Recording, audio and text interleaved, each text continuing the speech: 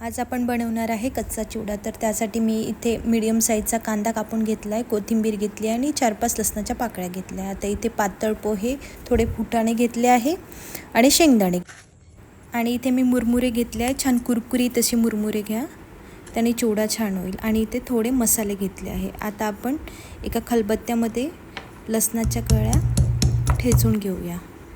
लसण ठेचून झाला। आता मुरमुऱ्यामध्ये अर्धा वाटी पातळ पोहे घालूया। आता फुटाणे घालूया, त्याचबरोबर शेंगदाणे पण घालूया। आता अर्धा चम्मच हळद, तिखट घालूया।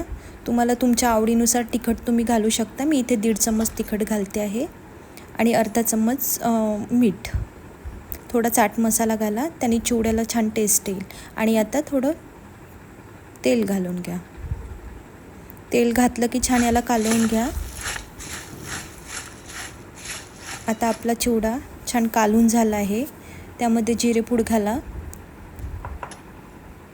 अर्धा चम्मच धनेपूड घाला आणि थोडी साखर घाला आणि कापलेला कांदा टाकूया। त्यात कोथिंबीर पण टाकून घ्या आणि थोडं लसणाची केलेली पेस्ट घाला। आणि हे अगदी वेळेवर घाला, लसणाची पेस्ट आणि कांदा आणि सांबार पण। जर तुम्ही आधीपासून घालून ठेवला तर तो एकदम असा नरम पडून जातो। तर जेव्हा तुम्हाला खायचा आहे तर तेव्हा तुम्ही तो कांदा, कोथिंबीर आणि लसणाची पेस्ट घालू शकता। आणि हा रेडी आहे आपला विदर्भ स्पेशल कच्चा चिवडा। तुम्हाला आवडला असेल तर माझ्या चॅनलवर जाऊन लाईक अँड सबस्क्राईब नक्की करा। Thank you for watching my videos.